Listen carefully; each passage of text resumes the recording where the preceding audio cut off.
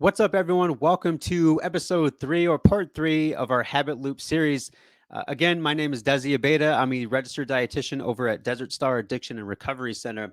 So, these past 2 weeks, we've been diving into what we refer to as this habit loop. And so, if you have not had a chance to catch the previous 2 episodes, please make sure that you do because this is a comprehensive way to look at your behavior. It's a very great way for us to understand that there might be behaviors or routines that you're engaging in right now that actually might be serving you, and at the same time might not be serving you in the long term when we're looking at your not only just your physical health but also your mental health. So with the last 2 episodes, we discussed the first two parts of your habit loop, your cue and your trigger, and what after that cue and trigger, what happens is going to be that routine. And so this next part I think is really a huge piece behind helping you to understand your own routines and your own behaviors and really answering the big question like why you do what you do. So every routine or every behavior is going to have some sort of reward system. This is what we understand from a human psychology perspective and a habit formation perspective, where whether that reward system is going to be a state of feeling, a state of being, right? And so for any of us who have ever eaten a really good meal or experienced a really good movie, that behavior routine is going to cause some sort of feeling within us, right? And so, with this habit loop or this example that Charles Duhigg uses, in the first part, we're looking at behaviors and routines that are not going to be advantageous for your physical or your mental health. So, with this example, we have the cue of the guy looking really tired, really fatigued, and then we have alcohol, which is going to be our routine. And then our reward system is feeling good, right? It goes back to that dopamine effect that a lot of us really enjoy. But when we look at healthier versions of this, the cool thing about habit formation and the power of habit is that your triggers and your rewards, they necessarily don't change.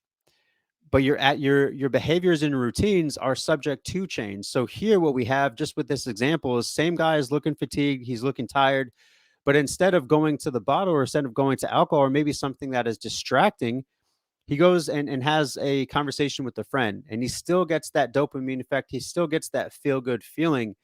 So when we look at reward systems, we understand that your rewards and your triggers are not going to change. But when we look at your actual behaviors, we're trying to add in behaviors that are actually fulfilling from the standpoint of helping you to be your healthiest version of yourself.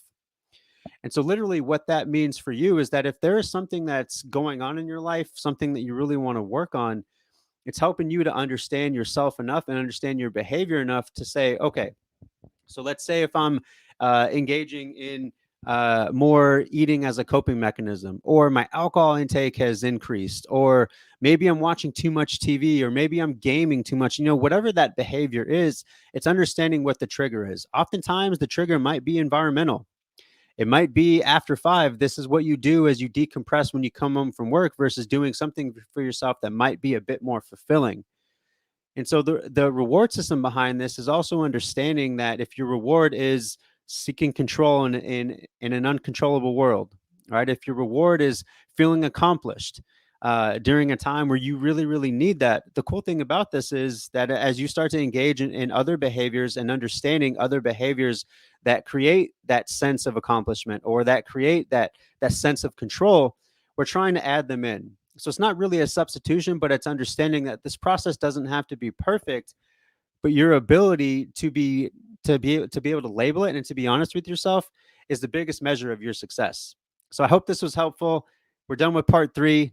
Engage in our next episode. We're going to make sure that in the notes of any of these posts that you have places that you can come back to Desert Star, read a little bit more of our blog, understand what we're about. But we're doing this to make sure that we're providing education for you all and to give you a chance to build some empathy in your life.